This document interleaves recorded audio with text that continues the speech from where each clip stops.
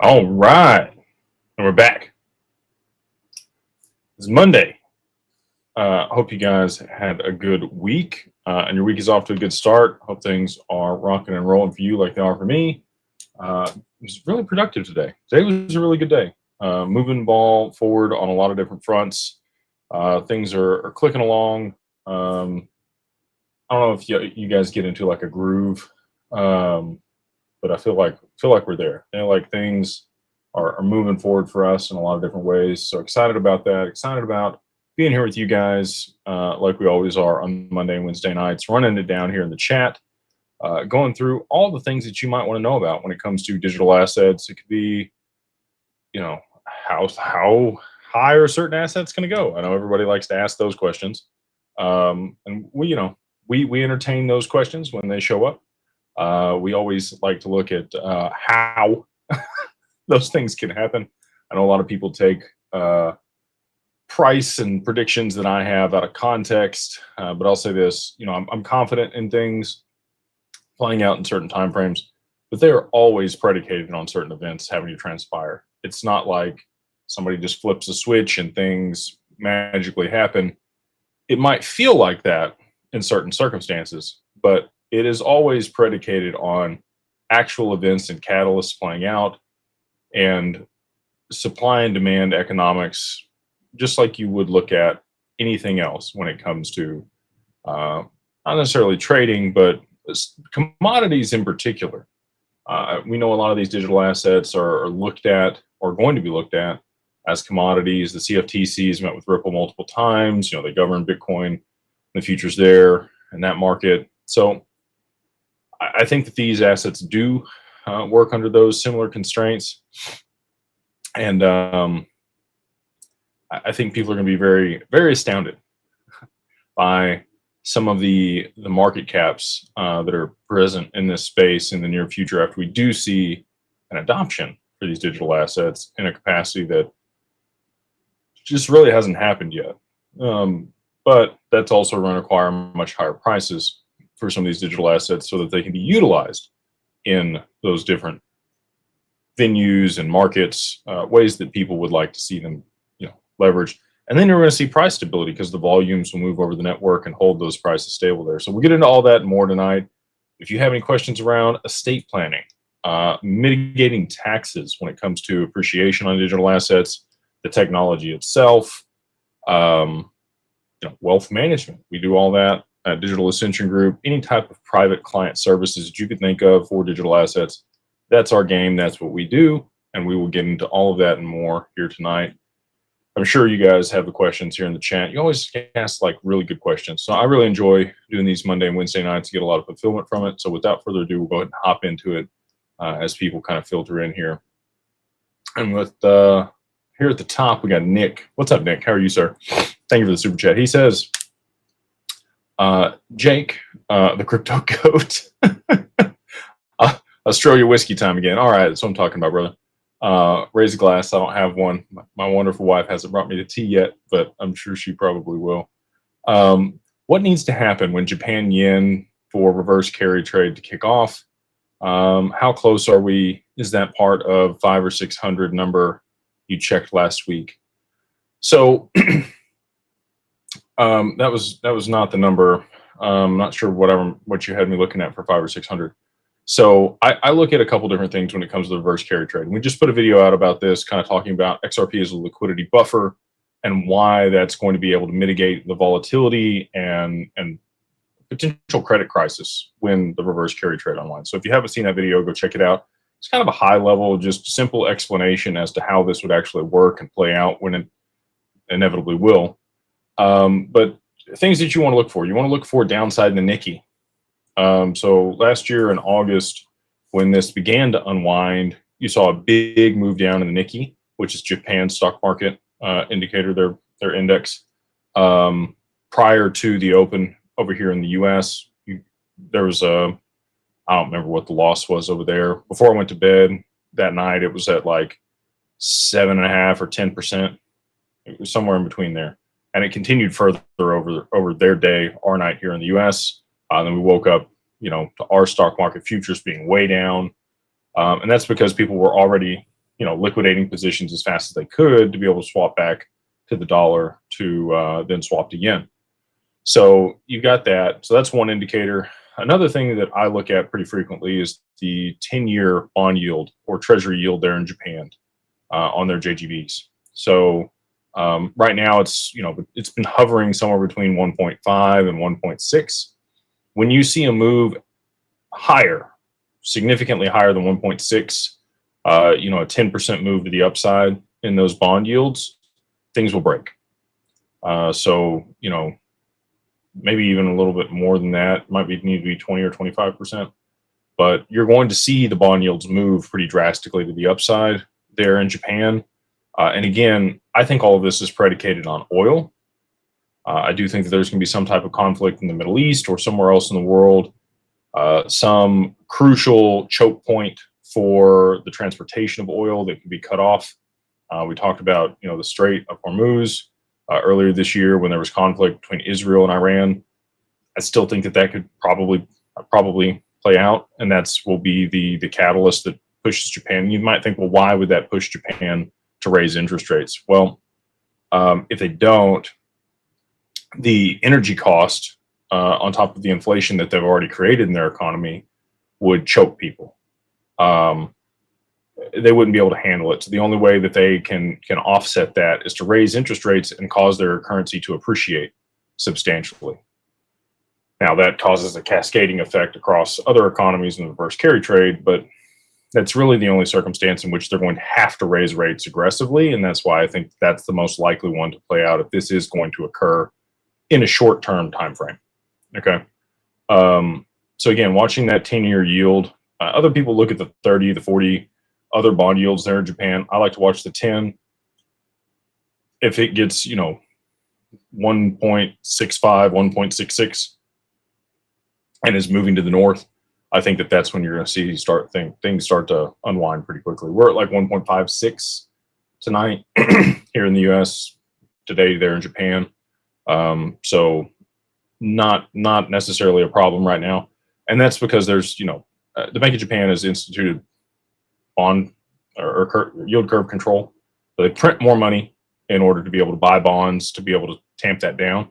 The Bank of Japan owns more of their own treasuries and bonds than anybody else and has for a long time. Again, this kind of goes back to them issuing the CBDC, like I talk about there in the video that I put out as well. And then if you look at the yen versus the US dollar, right now it's right in the middle of the channel that it's been trading in for a long time. So between 160 yen for $1 US or 140 yen for $1 US.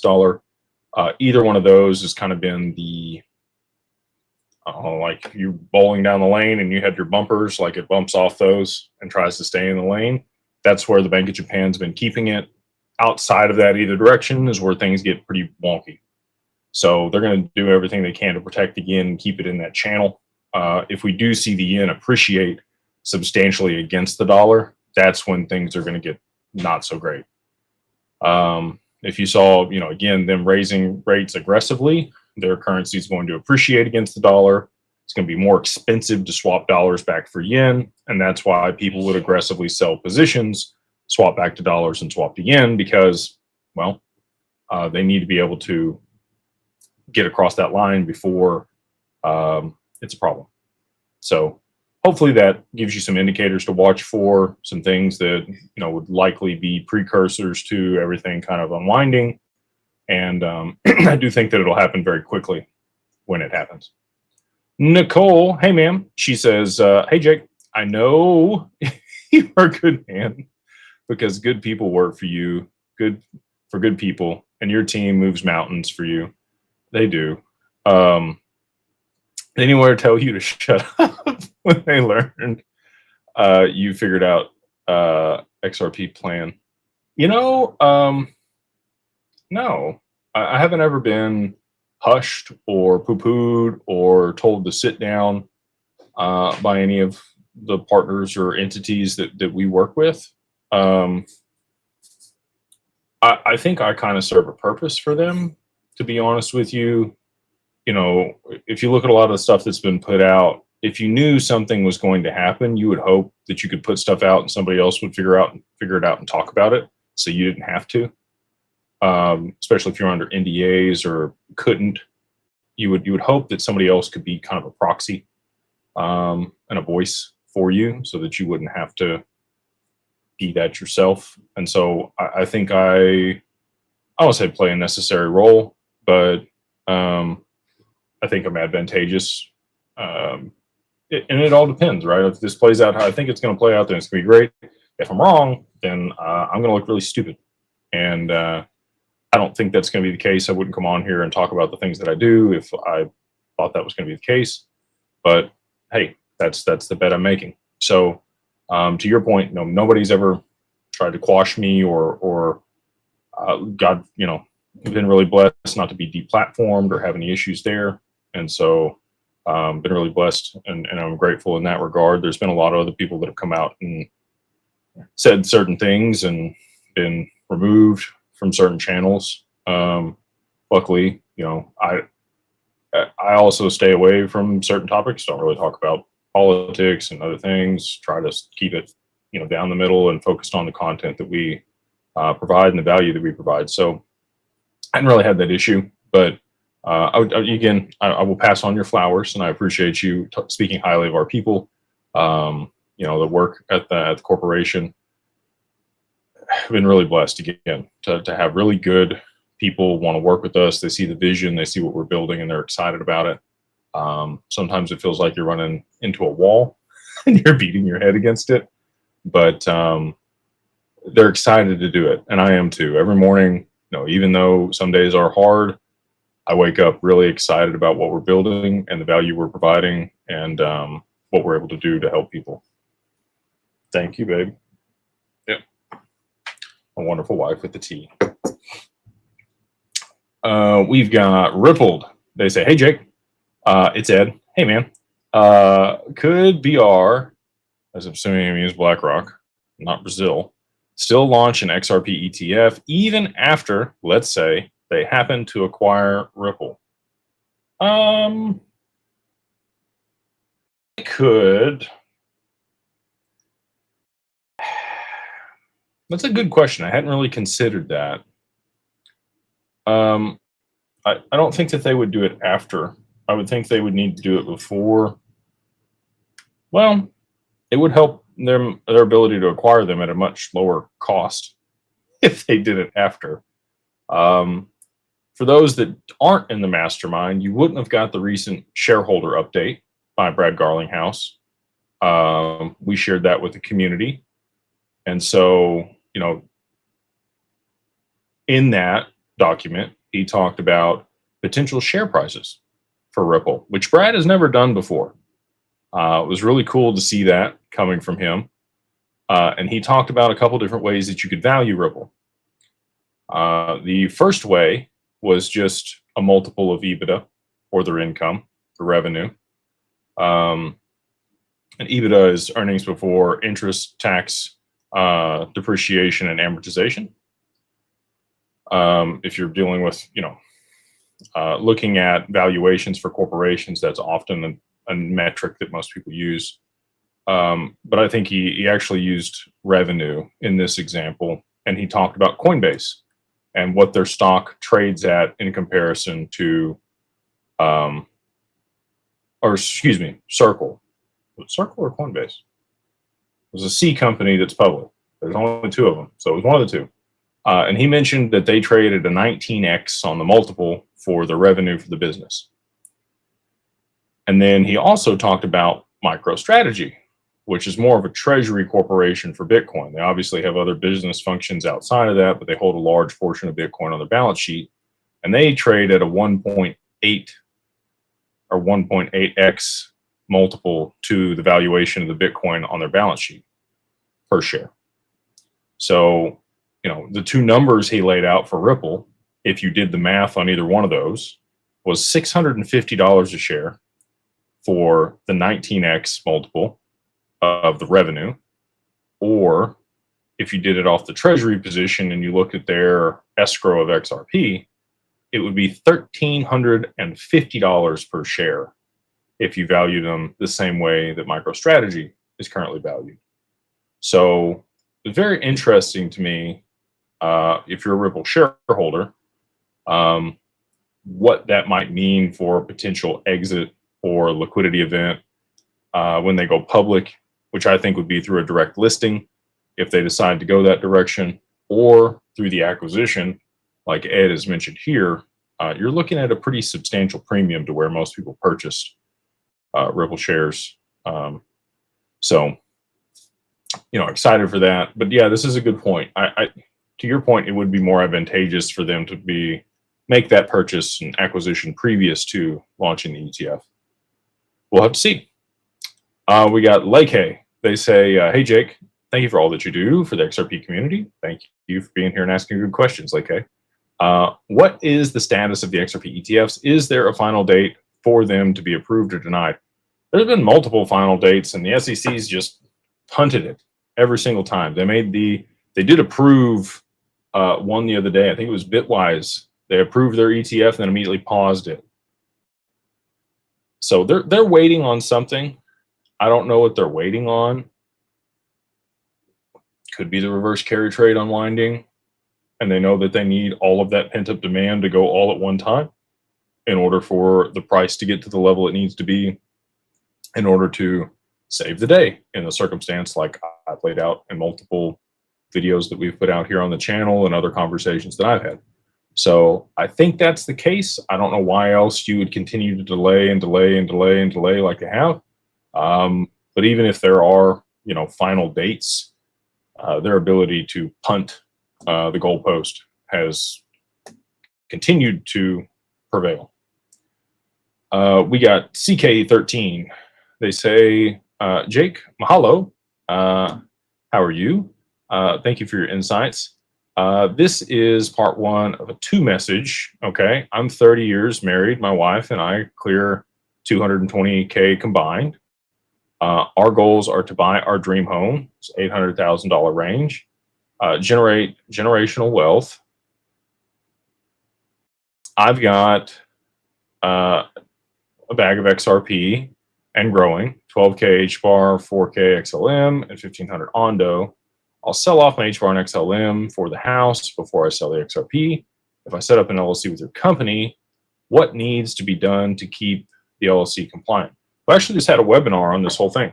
Last Friday, we had Laughlin, which is our paralegal firm that we work with, put together a webinar with our lead guy for the LLCs, which is Jonathan Made, however you want to say it. And they ran all that down. They talked about meeting minutes. They talked about, issuing the shares. They talked about maintaining the corporate veil and the finances between your personal finances and the finances of the business. They talked about documenting, transfer of assets between the two and how those need to be papered. They also talked about board resolutions and other things that need to be maintained on an annual basis. And they help our clients do all of that, right? So we do charge $2,000 to work with us to set up the LLC, which you get this service immediately. They will, onboard you. You set up a call within 48 hours. They help you walk through the operating agreement, get it notarized, move your assets in there, all of that for the onboarding to create, make sure that the LLC and the paperwork's done correctly. And then they help you maintain all of those other things and records that I just went over, so that you don't have to worry about, not maintaining your corporate veil and having the possibility that somebody could breach that and take your assets in a lawsuit. So it's not just a set it and forget it type thing. There's a lot of people that just file an entity on LegalZoom and never actually do anything with it to actually make it useful. They just assume that because they have an LLC or a limited liability corporation, they get the benefit of the corporate veil without actually, going through all of the things that are required to maintain that. They often commingle funds and share accounts, pay themselves directly out of the LLC, move money in and out without it being an owner's draw or some type of debt instrument papered between the two. They don't maintain their accounting records appropriately. A lot of things that you need to do in order to make sure that you're operating in compliance with the laws here in the U.S. so that in a U.S. court, again, if something, God forbid, happens and you have somebody else sue you, the corporate veil stands up in the court of law, and you're able to make sure that, they're in Wyoming. And one of the reasons we choose Wyoming to set up the LLCs for our clients is you get charging order protection, very similar to Nevada, which you don't get that luxury in a lot of other states. So, you get anonymity there in Wyoming. The attorneys that file the LLC, their information appears on that publicly. So, you're not associated with it. You want to maintain that relationship so that, again, on each annual filing, you're not filing it yourself and tying yourself to the entity and allowing your name and information to be out there associated with it if you want to maintain that privacy. Again, there's only 5 states that allow for that. One of the reasons we choose Wyoming, no state tax there in Wyoming, get the charging order protection. And then the regulation there in Wyoming is the most friendly when it comes to digital assets and operating a business with those as their treasury, or actually utilizing the assets themselves to produce some type of income or put those to work to be able to generate revenue, which is what a lot of people are hoping to do, right? Like, you're making these investments, that the appreciation is going to happen as the adoption of this asset class occurs and the technology gets implemented at scale.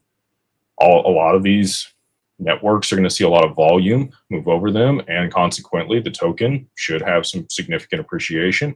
And then ideally you're going to put that to work in some capacity to be able to generate cash flow for yourself, or be able to borrow against it and then take that and live your lifestyle, or make other sequential investments that produce cash flow and have some depreciation to be able to offset that income. So, those are the things that we do. We help people with. If that's something that interests you, you can work with us to set up the LLC. Just go to digitalfamilyoffice.io and use the code 50OFF, 50OFF DAG and get you everything, all you need end to end, plus the continuing compliance for $2,000. And again, people are going to look at LegalZoom, they're going to look at some other services and say, hey, I think I can do it cheaper. More power to you. If you have an attorney friend, if you think you can make sure that everything's done correctly on your own, I talk about all this. I try to put it out here for free to people, but I would recommend working with professionals. The other thing that we provide that other people aren't going to, everybody else is going to give you a generic operating agreement. We have a lot of provisions in our operating agreement that's drafted a specific way to allow you to operate in a strategic capacity as a holding company that manages alternative investments with a specific allocation to digital assets. So it's not a crypto trading company. You still get the benefit of long-term capital gains. You want to set it up as a single member, even if you do have a spouse that you want, involved with the corporation. Some jurisdictions and states have a qualified joint venture exemption in which you could still file a partnership and maintain that exemption, so you don't have a step up in basis or tax implications for contributing the assets to the LLC. There's a lot of considerations around this for tax and legal purposes, and that's why we suggest you work with professionals. We've done more of these than anybody else in the world, and so we feel pretty comfortable with our ability to do it the right way at this point. But again, we want to empower people and give them the tools to be able to be successful on their own. So that's why I come out here and I talk about all of this on here. We also give you a step-by-step process on how to move the assets in there, the simplest way. There's a lot of ways you can do it. We do it the simplest way. Working on orchestrating a partnership for bank accounts when these are opened up. Hopefully that'll happen here in the next little bit. And that'll just be another, kind of cherry on top for people that work with us, because that is another opposition that a lot of people face, is setting up a bank account for their LLC. So you mentioned, your specific situation here between you and your wife. Congrats on the income level. Unfortunately, you would need about another $80K a year to qualify as accredited, to participate in certain things. But that's not to say your total net worth outside of your digital asset holdings here isn't north of $1 million. To sell off the HBAR and XLM after appreciation, I have a different opinion on the order in which things are going to appreciate, and that's why I'm siloed in XRP versus other people being diversified. I don't know which one's going to play out, but I'm confident that XRP is going to decouple from the rest of the market and have significantly outsized returns in comparison to anything else. So again, these opinions are my own. I have to state my disclaimer because I didn't do it at the beginning.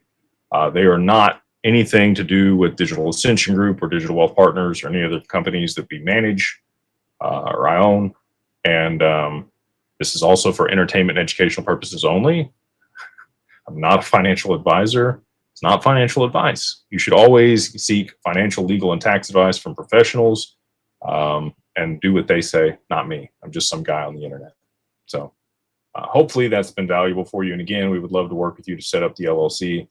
I would state this, most of the time it doesn't make sense to establish an LLC to manage your digital assets until, if you guys are married, you know, your portfolio would need to be north of $80,000 in current value before it starts to make sense to incorporate and manage them through that capacity, or manage them in that capacity. So just think about that. You know, we got a lot of people watching. If you're single, you know, north of $50,000 probably starts to make some sense. But if you're married, it's around 80 grand. And again, if you want to use the code and work with us, you go to digitalfamilyoffice.io, go to the services page, and you can use the code 50OFF, 50OFF DAG LLC, and that gets you everything all in, $2 grand, end to end for the whole year. Make sure you're good to go. We've got, then again, they say, this is not my real name. How do I set up an LLC with you? Can I apply to be a member of the Mastermind workshop? What are the qualifications? Thank you for your time. Thank you for all the super chats. I really do appreciate it. I like how you spaced it out. That's good. We can have anybody in the Mastermind. So if anybody, you know, have a small allocation or a big allocation to digital assets, whether you're not accredited, if you are curious and you want to learn more and you want to be around other good people that have aligned interests with you, the Mastermind is the place to be. We've got over 4,500 people in the Mastermind at this point that all have a significant allocation to digital assets, whatever that means to them, and aligned interest. The culture there is fantastic. It's very uplifting. Everybody wants to learn and continue to progress and help one another. So again, just super blessed to have all the membership that we do and all the great people there in the community. And the beautiful part about a Mastermind is, you know, you have all of these different perspectives and all of these different life lessons and experiences that people have had, and you can draw upon that, right? Like if you have a question, if you're going through something for the first time, whether that's a transaction or something with insurance or something with health, you have all of these great people around you that want to help you and maybe have been through that before, and you can ask those questions, and sure enough, somebody's got some really good insights to help you skip all the bad stuff or the missteps that you might have in that circumstance. And then there's a lot of professionals that do whatever you're looking to do and can kind of counsel you on the other side of that to make sure that you look good or do well in the transaction that you're, you know, undertaking. So a lot of mentorship, a lot of wisdom there in that group. And again, super blessed to have them. If that sounds something like it'd be something that you want to be a part of, if you want to check it out, you can just go to Beyond Broke right up here at the top, beyondbroke.com, and you can use the code Beyond Broke right up here at the top, 1MO, and that gets you a free month there in the group, all capitalized, Beyond Broke 1MO, like Mary Oscar. And again, we would love to have you guys there in the group if that's, you know, what I talked about sounds interesting to you. But you don't have to be in the group in order to get the LLC or work with us at Digital Wealth Partners. But I will say this, on the other side of price appreciation, we're going to lock the group down. We're going to continue to have exclusive offers for that community. And actually, I forgot to state this. These are the last 3-4 days here that we're going to have a free offering to be able to get into the Mastermind. We've decided that, you know, we've had a pretty substantial growth over the last couple months. We've had a lot of people come in. And so we're going to remove that free access. So if it's something that you've been on the fence about, you know, and thought, well, I'll try it at some point, they'll have the free offer. The free offer's gone in August. So I would encourage you, if you do want to try it out, and it's, again, completely free, no contracts, it's month to month. If you want to leave it anytime, you can. If you want to just try it out and cancel, if it's not for you for whatever reason, you can. But that stops after this month. So anybody that's been on the fence, I would encourage you to go check it out, see if it's for you. And then if it's not, like I said, no foul either way. But we would love to have you in there. And it is no longer going to be free after this month. We have LT. They say, when Ripple is its own bank, can't they custody our XRP while earning yield dividends? Will they charge, etc.? Thoughts? They will never touch retail. Not going to do it. They don't care about us. They're not going to deal with you directly. I can guarantee you that.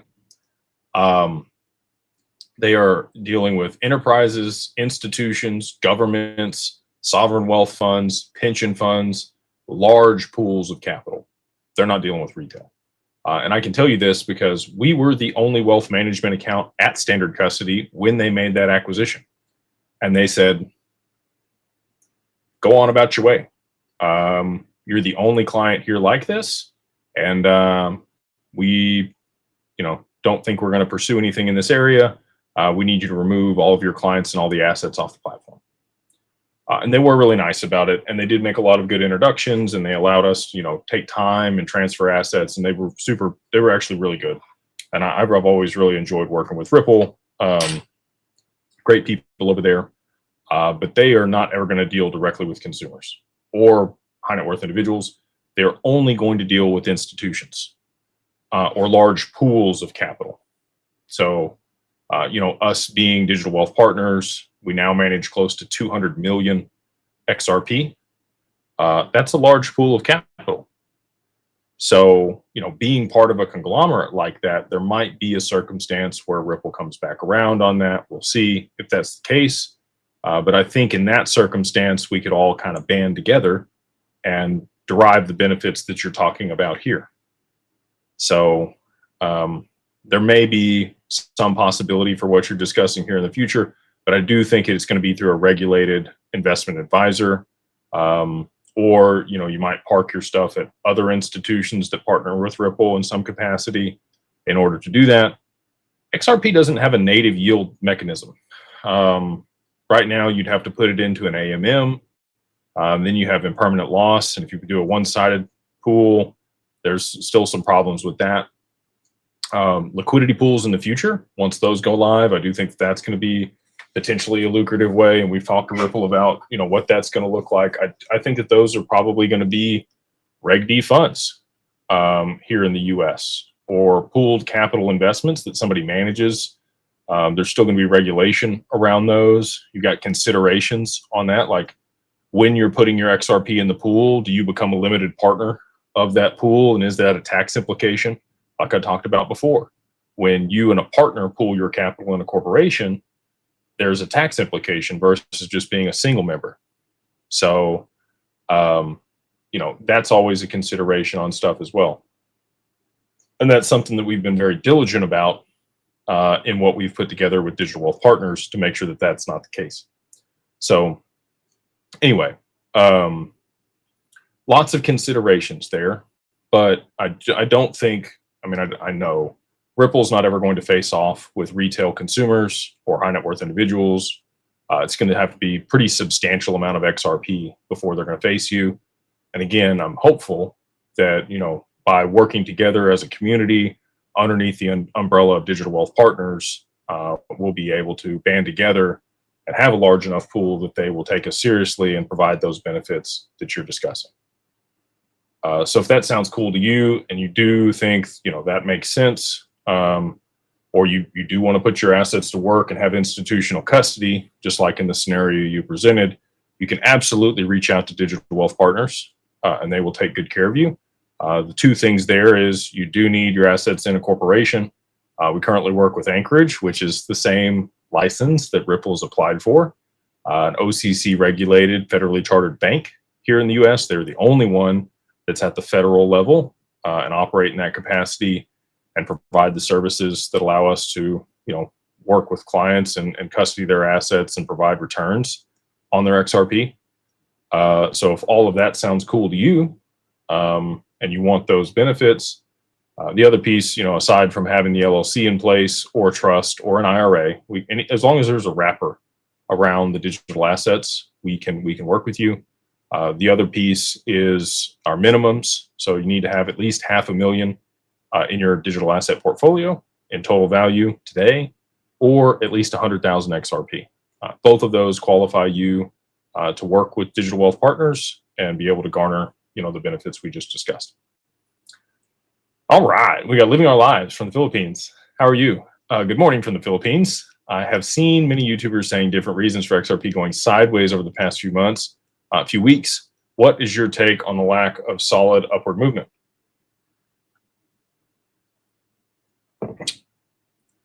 I'm not a TA guy, but if you do watch the RSI, we were overbought pretty substantially, and now that's come back down after the correction.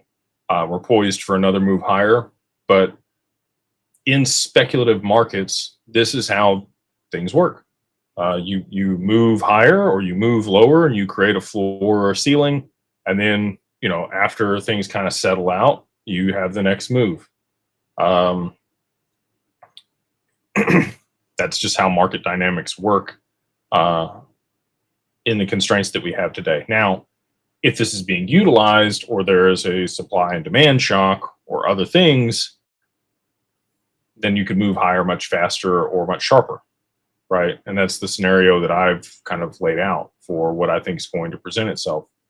But currently, we don't have the dynamics that I think are necessary for that. We don't have ETFs. We don't have tether collapsing. You don't have the reverse carry trade unwinding. You don't even have stable coins being issued yet, even though we have the regulation for them. There's so many different things that would drive significant volume and demand for XRP that haven't played out.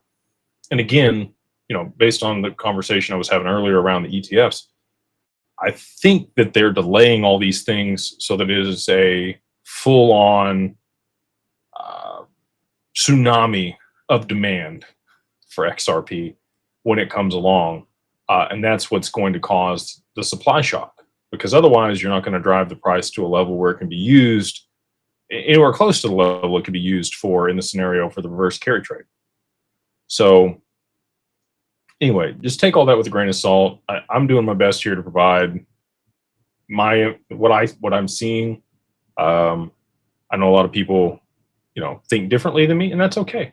I'm okay with the other YouTubers. There's a lot of other very smart people out there. I kind of, march to the beat of my own drum and try to think critically through things. And I think other people do too. But that's my reasoning as to why, we kind of just treaded water here for a little while. Man, you guys, appreciate y'all here in the chat hanging out with me tonight on Wednesday.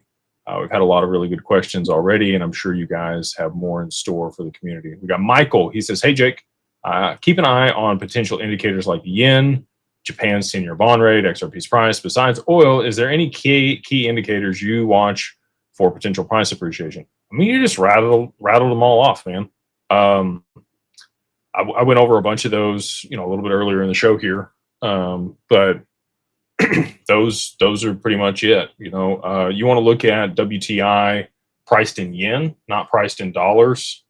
You could have a supply shock there in Japan versus, some of the oil, a lot of the oil that we produce could be able to, mitigate that volatility domestically here in the U.S. So you want to watch, the exchange rate and the market priced in yen for WTI crude on the oil. But outside of that, I mean, you've pretty much laid it out here. Any other leading indicators? Again, the Nikkei, moving down substantially, volatility there, volatility in the stock market. The VIX is another one. If you're looking for the VIX to spike, which it looks like it's going to in the near future. We're also at all-time high for the stock market and a bunch of other things. everybody's super bullish on stocks. They don't see how it can go down. They think the money printer is about to turn back on because Jerome's going to lower interest rates. But if he does, get ready, because I think Japan's going to raise theirs, and that's going to squeeze people on the reverse carry trade. So do we need oil to spike? Maybe not. Maybe we just need pressure from the US to lower aggressively while Japan's raising aggressively, and that would cause the constriction to transpire. We've got things to know. 22. They say, why bet 750 price with scams, not 100, not 1,000? So for those that don't know, I did place a bet publicly for about $18,000 current value of XRP with an account on Twitter who goes by scams.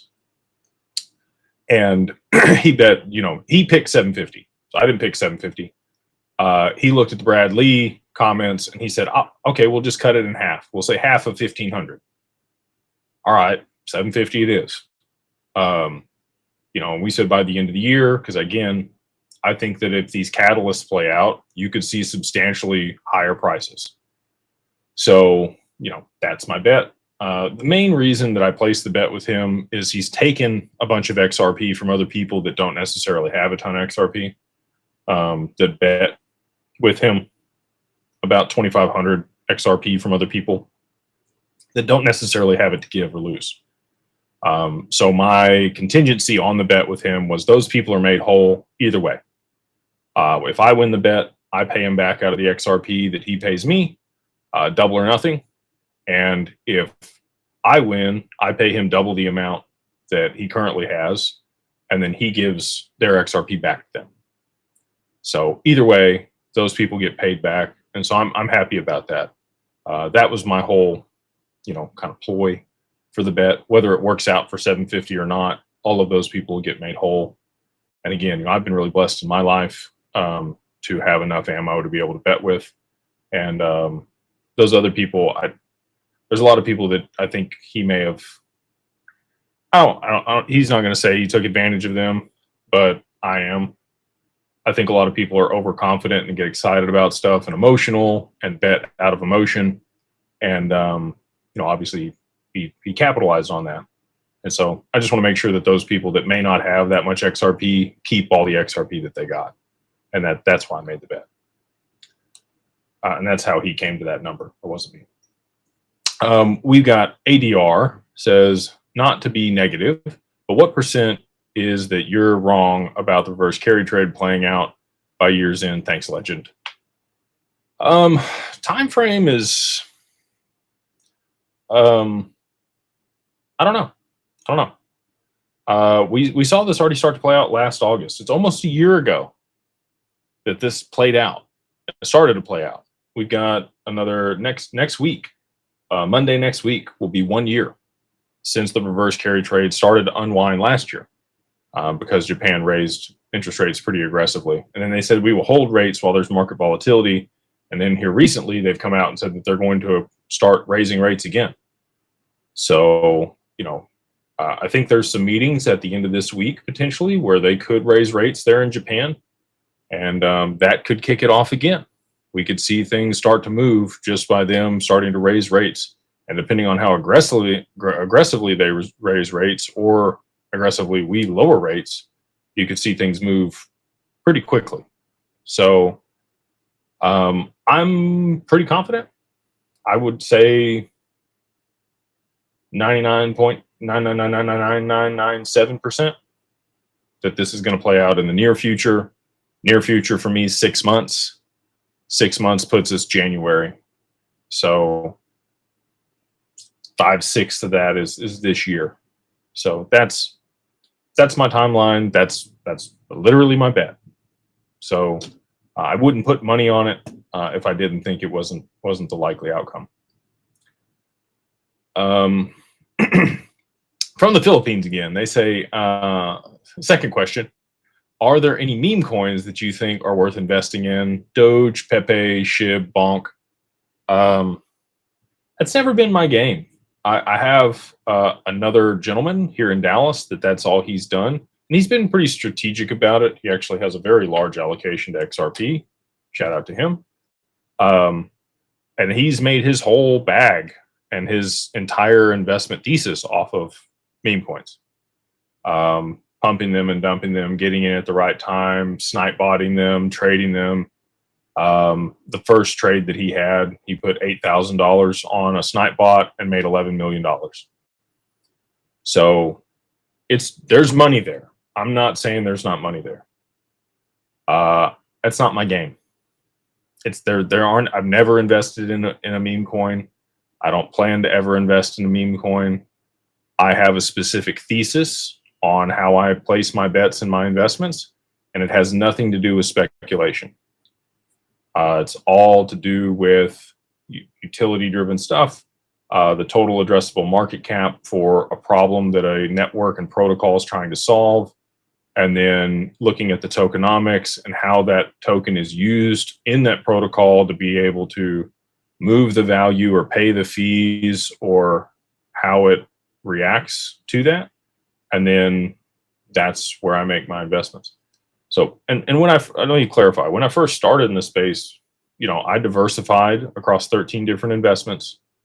I looked at the team, the use case, the token, the project, the technology, their partners, very similar to how you would value a company. And that's why I picked what I picked. I didn't pick Doge because Doge didn't make sense to me. I didn't pick Bitcoin because Bitcoin doesn't make sense to me. I had some Ethereum, made some money on Ethereum. I had Theta, made a lot of money on Theta. I had XDC, made a lot of money on XDC. Had VeChain, made a lot of money on VeChain. Cardano at 9 cents. Like, there was a lot of stuff that I invested in 20 and 21 that was low price in the middle of the bear market, and I happened to get lucky and catch the wave for 20 and 21. Timed it right. But none of the investments I made were meme coins. Never have, never will. Don't invest in meme coins on the XRPL. That's other people's game. It's just not my strategy. And there's definitely money to be made there, but I'm not the guy to tell you which one. Now, my buddy, if you got $250,000 that you want to throw on a meme coin, I know the guy. Did Ripple sell a big chunk of XRP? If yes, why? David, they have an escrow that gets released every single month on the 1st. It's 1 billion XRP that gets released, and they sell that XRP to fund their business. I don't make any bones about that. Like other influencers want to tell you, no, they don't dump on the market, this, that, and the other. They definitely do. And they use it as a treasury mechanism to maintain price stability for XRP, to trial it in the use cases in the software that they sell to banks. And you want a treasury mechanism. You want something to allow for expansion of supply. You want it to be elastic, and you want to be able to maintain price stability in an elastic market. And that's how you do that. If you have a fixed supply, which there is a fixed supply of XRP, you would need some type of treasury mechanism in order to be able to move that onto the market when you needed more and pull some off the market when you need less, in order to maintain a pretty tight price for settling value, which is what the protocol is meant to do. So people complain about this, but they really have they look at it like any other crypto. And XRP is not any other crypto. It's made for a specific use case and to provide a specific service for banks and institutions, enterprises, to be able to settle value between one another without a trusted party sitting in the middle. But with an elastic price, it's not ever going to be fixed. You need some mechanism to be able to add or subtract supply on the market in order to maintain price stability.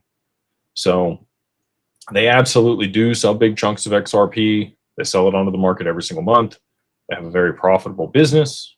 The amount of revenue that they made off the XRP is exponentially more than their software produces at this time.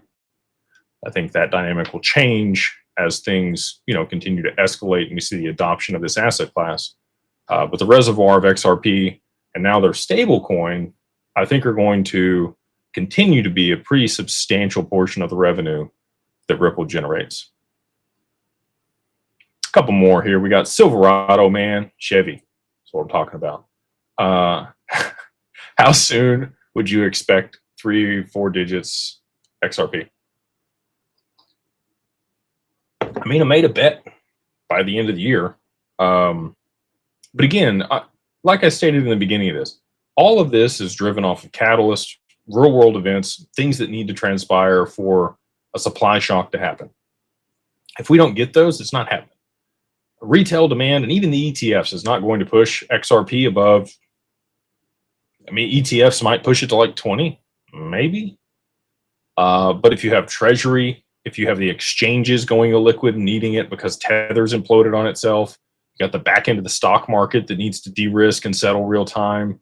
You got Japan, launching their CBDC and needing it as a liquidity buffer to be able to settle markets and mitigate volatility so that the FX market doesn't break in half. A lot of things that they could do in order to drive that supply and demand dynamic. Exchanges only list however much they need to, right? They could drastically reduce the amount of available XRP on the market, and people would bid up the price. And retail would liquidate a little bit onto the market, but like we don't control the market for XRP at all. And I don't make any bones about that. It is definitely institutionally driven, the value of XRP, suppressed or increased, whichever one it is. They have control over it. And I'm okay with that because I'm going to stack my pennies next to their dollars. Okay. So other people get butthurt about that or say there's manipulation. Absolutely. But I think it's for the benefit of the technology. We got AO. They say, what are the Ripple's top 3 partnerships and why? Ooh, top 3 partnerships for Ripple and why? I think Santander, probably one of the largest partnerships that they have, and for good reason, because of the amount of banks that they're integrated with and the software, that they already have in place. There's another company that's similar to Santander that has a ton of other integrations with banks. So like those alone, you're going to get, somewhere between 50 and 70% of banks using and settling through XRP if they're utilizing those softwares, because they do provide the back end for stuff and they leverage RippleNet. And then the other one, which is actually an owner on the cap table as well, would be SBI, which I talked about extensively in the last video that I made on the reverse carry trade and why it's so significant for Japan. Yoshitaka Kitao, being a huge advocate for XRP and Ripple. So between, again, I can't think of the name. It starts with an A. You got Santander, that other A company that has a bunch of integrations with banks, and then SBI. And there's probably some that I'm forgetting here. I think the Hidden Road acquisition, that's not a partner. Huge deal, like probably the biggest deal that people don't realize. Medico was another fantastic acquisition by them for the custody solution and integration, again, with 250 other member banks for that platform that they had already, brought on board, and they've continued to expand the amount of customers that are leveraging Medico or now Ripple Custody as well. They also made the acquisition of Standard Custody, which was the trust bank and licensed in New York. So those 3 acquisitions have all been instrumental in Ripple's ability to aggregate market share and position themselves as the go-to solution for, this type of software in banking. Now, there's other parties out there that still do this stuff, like R3. I don't have my cup with me tonight, but I would position R3 as a direct competitor to Ripple. Not so much on the stablecoin front or the banking front, but definitely on the private permissioned ecosystems that allow for interoperability and the governance built into those for the banking rails and its compliance with ISO 20022. That's definitely another, component. So, and again, that's the other reason I don't think, somebody asked me the other day if why I post about Ripple or Ripple is going to cause the price appreciation for XRP. The price appreciation for XRP is not going to be caused by Ripple. It's not going to happen. It can't be, but otherwise it's the security of Ripple. And that's why so many people have been frustrated about all these, good things about the case coming out, and the case is over, and and we're at $3. Okay. Seen some price appreciation, but it hasn't been this big wick, huge giant God candle to the upside like everybody's been hoping for. And it's not going to be predicated on, the case ending or anything that Ripple does. It's going to have to be adoption by other parties globally outside of Ripple. And I do think that that's going to be what transpires. We got Rob. What's up, Rob? How are you, sir? He said, I keep reporting these fake profiles, and another one's gone, and another one's gone, and another one bites the dust. Hey, thank you, Rob. Yeah, we report probably close to 100 profiles per day across other social media. So be careful out there, people. I mean, I am Jake Claver on most platforms, and I'm beyond_broke on Twitter. Anybody else that is not me, please report, block, remove them. Stay away from the Nigerian scammers because they will get you. And on that, I want to mention this. We had a member of the Mastermind this weekend that my prayers go out to. Somebody got a SIM swap on their phone and called Caleb and Brown and faked their voice and sent their XRP off of Caleb and Brown somewhere else. When he found out, he saw that the XRP was gone. He called and they said, you called us and made the transaction. We just sent it. So be careful out there. Like, make sure that, ideally, you've got multi-factor authentication, you've got double verification on things, you've got stuff that's air gapped. Again, this is another reason not to keep your XRP on an exchange. Not calling out Caleb and Brown explicitly on this. That they do better than most. They do have segregated accounts. I'm hoping that their crime insurance pays out on this, because from my understanding, they do have up to 10 million per account on crime insurance. That's what I was told. So again, way better than what you're going to get at other, providers. We'll see if they pay out for this gentleman or not. Obviously, this was fraud, and he was taken. We do have our team that's investigating this for him, and hopefully we'll get his XRP back. But you don't ever know. So prayers go out to him and his family. I hate that for him, especially so close here to what I think is going to be substantial upside. And anyway, just wanted to mention that. Be vigilant. Make sure that your stuff's protected. Working with digital wealth partners, that's not ever going to happen. We have a lot of security measures in place to make sure that the XRP does not get sent anywhere it's not supposed to. So, just a higher standard for how we do things. Again, under the purview of the SEC and FINRA, there's a lot of red tape and compliance, and sometimes that friction is beneficial, just like in this circumstance. So, again, prayers go out to that person. We've got 69 Chevelle, cool car, legend. Just for entertainment purposes, what are the odds of XRP pullback after around $25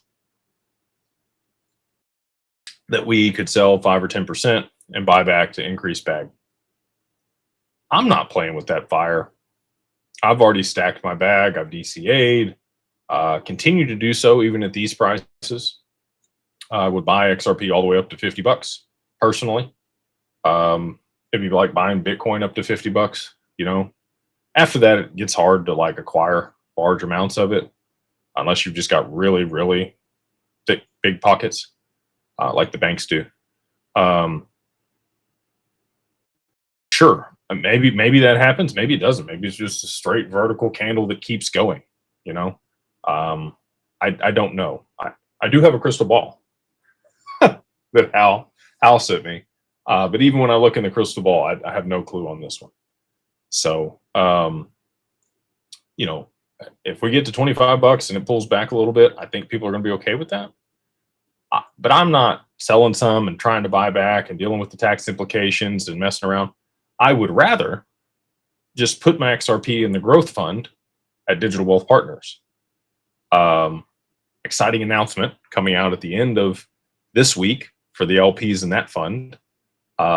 We've seen some appreciation and some returns. They're going to be compounding for people. So If you're looking to compound your XRP and grow your XRP position, I would highly recommend talking to Digital Wealth Partners and looking at the growth fund in order to compound your XRP. And that's the way that I'm doing it. So, you know, I know that sounds like a sales pitch and an endorsement. It is. I'm biased. Take it with a grain of salt. If you want to trade, actively manage your positions and try to do it the way that this gentleman mentioned, more power to you.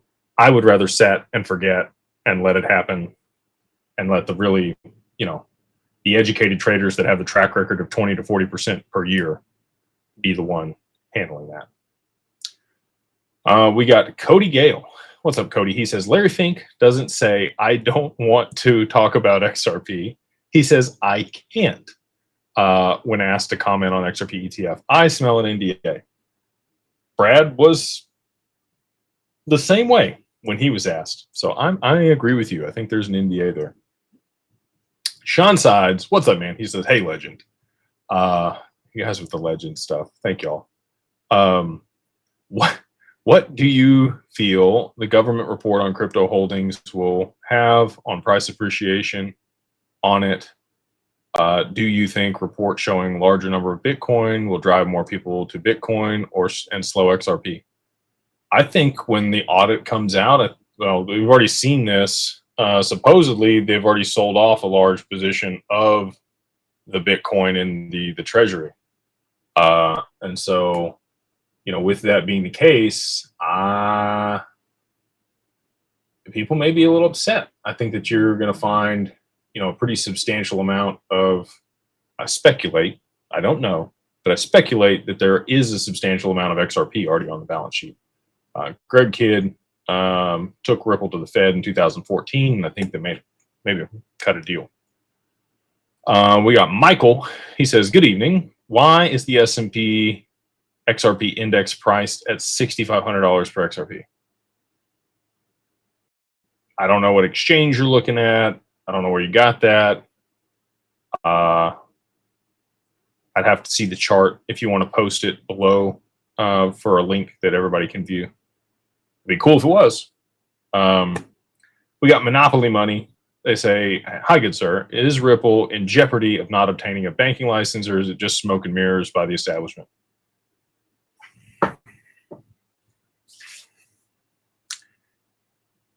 Okay, I'll put it to you this way. There's never been a non-bank that has owned a prime broker. Ever. So there's a lot of leverage. When they made that acquisition and then applied for the banking charter, I don't want to say it's guaranteed that they will get it, but I mean, come on. Like, why would you not give it to them? They've got a trust bank. They have done everything that they possibly can to be regulatory compliant. The only thing that's still outstanding is the SEC to drop their appeal and any type of, poor light in a regulatory manner. And they've already said that they're pretty much done with the case publicly multiple times. And then they filed in benefit of Ripple against the judge's ruling that they couldn't sell to institutions, even though she, said that, too bad, so sad. That's my ruling stands. You guys can settle this at any time. So to answer your question, smoke and mirrors. I think it's a pretty much a done deal. All this stuff does take time for it to actually get granted. Word on the street is November, is what I'm hearing. We got TMB Gator 2 says, should I keep buying XRP as the price continues to remain over $3 in order to accumulate coins rather than wait for a pullback for a cheaper price, i.e. get as many XRP as possible while the price is still low? That's what I'm doing, Gator. I just dollar cost average when I have some extra cash. It's not sexy. Do I pick tops and bottoms? Absolutely not. Have I bought XRP at outrageous prices? Yes. Have I bought it at super stupid low prices? Yes. So you just get while the getting's good, man. Could we pull back down to around $3 again? Sure. I mean, we got a dip right now. It's 311. Is it going to matter that much? No. If you bought Bitcoin at $3 or $3.10 or $3.20, do you care? No. You know what I mean? So if you bought it at $2.50 or $3, do you care right now? No. So that's my position on it. Time in the market beats time in the market every time. Will ISO says, hey, Jake, how long will it take for supply shock to happen, short term versus long term? I have a bet that it will be by the end of the year. So I think shorter term. But again, I'm just a guy on the internet. Don't listen to me. I'm crazy. Actually, I'm not crazy. I prefer the adjective lunatic. If you are going to describe my delusion that I have, but it's only delusional until it works and it plays out. We got Tom41. He says, on Good Morning Crypto today, Gonzo said that the reverse carry trade has already started unwinding some time ago because people understood the history of what had happened in the past. Sure.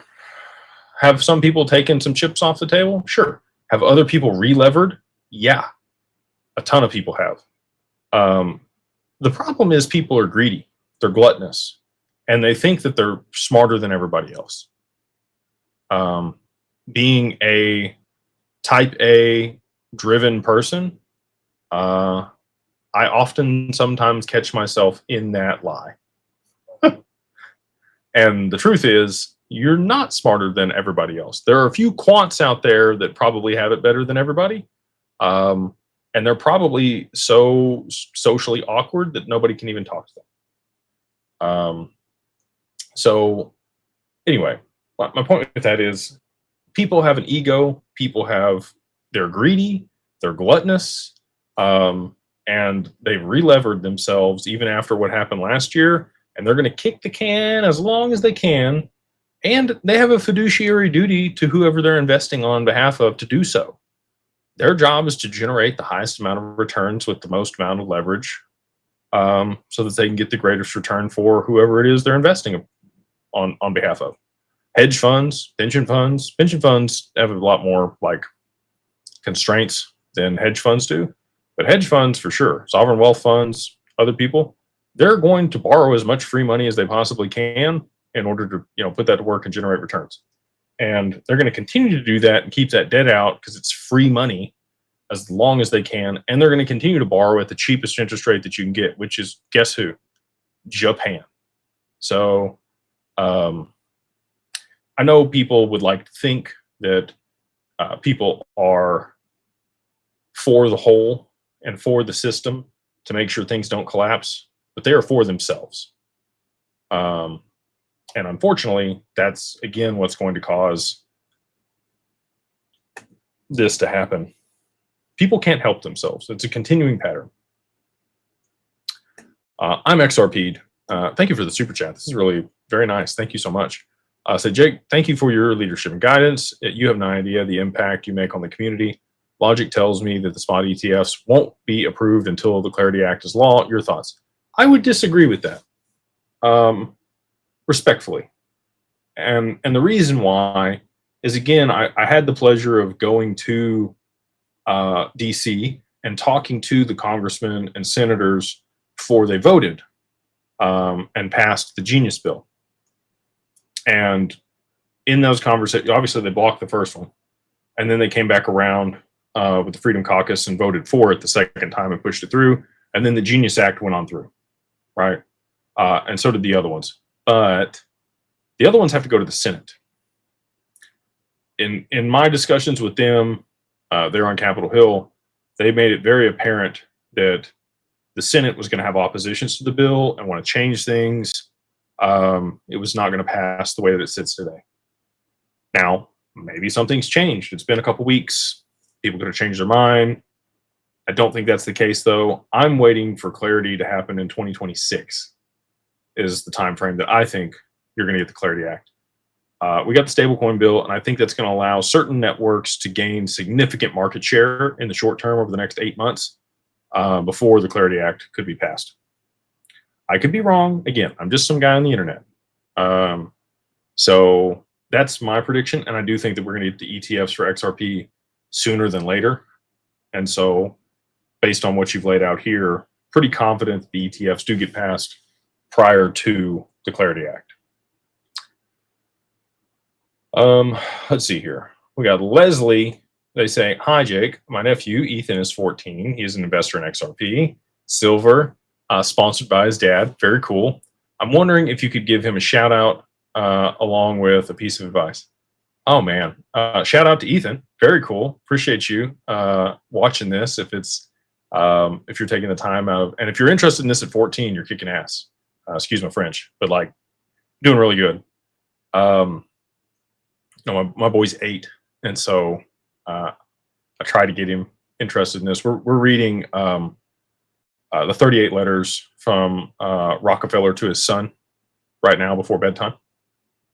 So pretty cool, and he doesn't understand it all. And also it's kind of hard because it's in, older language. He has a lot of metaphors and stuff in it. So I have to like slow down and explain them. But, shout out to you for even having any interest in this stuff at the age of 14. I know I didn't. I'll go with this one. So when I was your age, the GFC happened. And my dad, I've told this story before, but probably you haven't heard it. My dad pulled me into his office, and he had pulled his money out of the market when it was falling. And he had 100 grand set aside in cash. We had just moved to a nicer house. We had upgraded our lifestyle. He'd started consulting. He had left his other job, and he was doing well for himself. But now he was like, "Oh no, I don't know if I'm going to find work. Like, how long am I going to be out of work?" My stock portfolio got cut in half, and luckily I got it out of the market before it continued to fall. And so he's scared, right? Rightfully so. Most people were. And he pulled me into the office and he said, "Hey, I think I'm going to put some money in American Airlines." And this was about 3 days before they were supposed to file bankruptcy. I think the share price was like 79 cents a share or something. And because people thought they were going to go under. And he said, I think the government's going to bail them out. And I want to just throw everything I have at this. But I'm scared. And if I lose it, we lose the house. I don't know when I'm going to get work again. I don't know what's going to happen. I just have so much uncertainty around the situation that I'm almost paralyzed. Like, he saw the opportunity.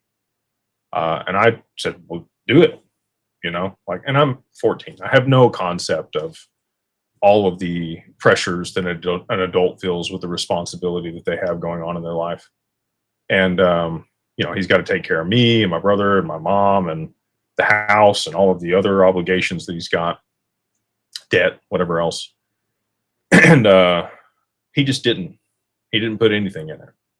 He didn't roll the dice at all. He didn't put 10 grand in it, 5 grand in it, 2 grand in it, nothing. He left the 100,000 because that was all he had left over there on the side to make sure that we had the cushion to make sure, we were going to be okay. And I applaud him for that. But at the same time, that showed me that, when you see an opportunity, you have to take advantage of it. And that's why I invested what I did in 2020 when the market fell. And again, a little bit different constraints. My dad was, in his late 40s when that happened, a lot closer to retirement than I was in my early 30s. And so anyway, I would just say you're only going to get so many fat pitches in your life. Like the ones you see coming and you can wind up and really hit them. Swing.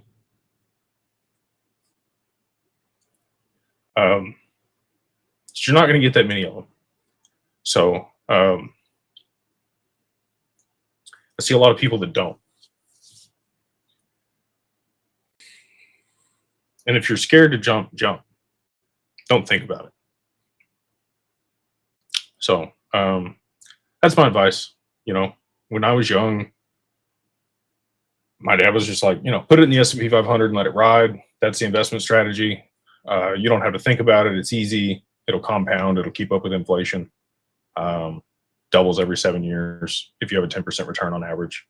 That's not how you get ahead. You're not ever going to be able to retire early doing that. You're not ever going to live the lifestyle that you want doing that, unless you're okay with, you know, just kind of average. And a lot of people are, and that's okay. There's nothing wrong with that. I'm not, and I'm going to swing when I see the opportunities. So anyway, hopefully that's helpful for you. Hopefully you use it at some point in your life. But thanks for watching, and excited that you are already swinging at 14 years old. Johnny Lakers, what's up, man? He says, I want to let you know, let Max know that his humor on Saturday calls is hilarious to me. I appreciate the humor. I appreciate that, man. Some people get Max, some people don't. I get Max. I think Max is pretty funny. Not for everybody. That's okay.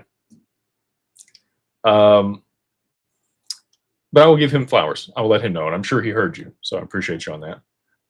We got Money Matters. They say, hey, man, hope the family is well. They are. Appreciate that. Big fan. I own 50K XRP. I don't need money now. What price of XRP would you suggest I start taking gains? I don't know what you want to do, my man. I don't know if you want a Learjet and to travel the world and, you know, millions of dollars in mansions, or a Lamborghini, or if you're that old guy that likes to walk around in overalls with a wad of hundreds that he can pull out of his pocket, driving an old beat up pickup. I'm, you know, somewhere in between there. Everybody has their own goals at the end of the day, what they want their life to look like. And that's going to determine when you would borrow against it, when you would start putting it to work, earning returns, when you might sell some. I don't know if you have wild amount of debt that you need to pay off that's at high interest. I have no clue. I have no, like, without the additional context of where you want to go and who you want to be in 5 or 10 years, it'd be very difficult for me to tell you at what price points to start exiting. But I can tell you who can, and that's Digital Wealth Partners. So if you want to set up a consult with them, they can absolutely tell you at what price points would be advantageous for you to start borrowing against or taking profit off of your XRP, and they can work with you on that. For the amount that you have, you know, unfortunately, we don't have an ability to custody it. We have dropped our minimum to 50,000 multiple times in the past, but the last time was the last time on that. So we're waiting on price appreciation, and then you'll be able to come on over, man. We just need a $10 XRP, and you'll be good to go. Easy peasy. John Ferguson, what's going on, brother? He says, how should we cover management fees on the first couple months until we get income distributions? Is self-funding the only way? I know the goal is to have the account cover the fees. It is, and we should have other solutions here pretty quickly. Finalizing some things with some new partners, which are pretty excited about that. Oh, man, I want to tell you guys all the stuff that we have cooking, but I got to bite my tongue and wait till it actually happens. My problem is I get excited and I come out here and like say stuff, and then people are like, well, we're waiting, you know, and I'm like, and then we're dependent on other partners and other people. And so anyway, I am going to try to do better about having things ready before I talk about them on here. But that is coming. We will have monthly payouts orchestrated in some capacity in the near future. But until then, a creative way that you could do it might be to put a portion of your assets in the growth fund. I've seen other people do this, so I'm just going to talk about that. Take a portion, borrow against it, small amount, doesn't need to be a bunch. Put that in the cash account, and then put the rest of it in the growth fund, so it'll compound and grow more XRP. And so you're able to pay back that loan, you know, or you can put it to work and have a couple months worth of fees that you borrowed, and then get the distribution here in a couple months and be able to pay it back that way. The interest rate is like 1.3% per month with our current lender. In the near future, it'll be much less than that, which I'm excited about also. But I've seen a few people do it that way. So just giving you another option here. Not recommending leverage, not recommending borrowing against your XRP. It's just an option that I'm throwing out there. If you do want to borrow against your XRP, and again, not advocating for this, just explaining that we have options for that. We do have it at Digital Wealth Partners, and you can join the Mastermind. So if you want to join the Mastermind, we also have that ability for Carbon One. They're in the Mastermind. You can borrow against your XRP with our exclusive relationship with our partner there, and enjoy that additional feature along with all of the other fantastic things there in the Mastermind. And again, we got 3 days is all you got left for the free promo. So this is the last month that we will be offering any ability to join the Mastermind for free. You can use the code right up here. It's Beyond Broke, all capitalized, the number 1, and then MO like Mary Oscar. Gets you a free month for the next 3 days in the Mastermind at beyondbroke.com. So, and again, cancel at any time. There's no contract. 4,500 people there in the community. So if that doesn't tell you something, like, there's a lot of value. Everybody that comes into the community is like, oh my gosh, this is like drinking from a fire hose. There's so much stuff here that I didn't know. You know, I get taken care of. Everybody here in the community is super helpful. There's an FAQ section on pretty much anything you would want to know. Anything I've talked about, if you want to know more detail, it's all there. If you want some resources on the website, all there. If you want access to a health share plan that's kind of like health insurance, also there for the community. Private deals done in the community, and the ability to borrow against your XRP, like we just talked about. So we're going to continue to add value and equity there in the community. Like, really excited about all the stuff that's going to happen on the other side of price appreciation for the group. But again, you know, this is the last month here in July that we will ever offer any ability to get into the community for free. And on the other side of price appreciation, we're going to be locking it down where nobody gets in for 30 days, and then it will be much more stringent. We've already started to add measures for security for the community. So we're confident that that might happen in the near future. But again, if you want to check it out, I would suggest that you do it here in short order. Donald, what's up, Donald? Do you think the 1,700 NDAs for Ripple are the employees of Ripple that have to say hush hush? Nope, I sure don't.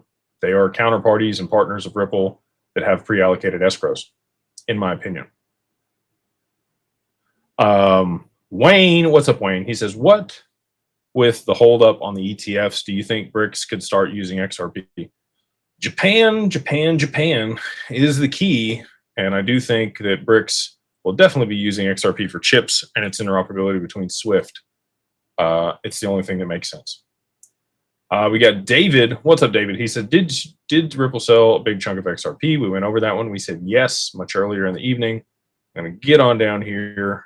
And I'll say this, if I miss your super chat for whatever reason, because it does happen and I apologize, send it to me in the Discord, in the Mastermind, and I will answer it there. I will never message you. If you join the Mastermind community, it's not me that messages you when you open. Block, report. It's not me. You can message me. Once you're in the community, I will answer any questions. Happy to do it. I get 100 messages every 2 days, and I go through and answer them all. So again, if I miss your super chat here for whatever reason, please follow up there in the Mastermind. And again, you get in for free and then ask me a question and then get out if you don't want to stay there. Billy, what's up, Billy? He says, I'm sitting on 10,000 XRP. Do you see a time soon where we could take a client, or you could take a client like myself? $100 XRP all day long, Billy. That'd be $1 million. 10K times $10 be 100,000. Yeah, you know, $100 XRP. But I think that's coming. I mean, I wouldn't have bet scams that it would be 750 if I didn't think we were going to see 3 digits. So yes is the answer. I do think that in the not too distant future, we will be working with people with that amount. especially if you're in the mastermind. Like I said, we're always going to give preference to those people. Dazed and confused. I have been onboarded since February. No one contacted me on the LLC compliance. I follow you religiously. Why? So we're doing it. We're rolling out in phases. So you can go ahead and pay for the annual renewal, and that moves you to the front of the line. Anybody that has paid the $2,000 with us, you will get rolled out to, but we have to do it in tranches. So it's not like I can just give these paralegals 2,500 people and drop them on them. They don't have the bandwidth. So we're working from oldest to newest, doing about 200 people per week that we give them to start reaching out to, cultivating relationships, doing all the upkeep for. So it'll probably be 60 to 90 days before they get to you, brother. And again, if I had a better way to do it, we absolutely would. We want to make sure that everybody gets taken care of, but we also want to make sure that it's done the right way. And so again, that's why we're rolling it out in phases, just because of the bandwidth. And the counterparty has hired a bunch of new people.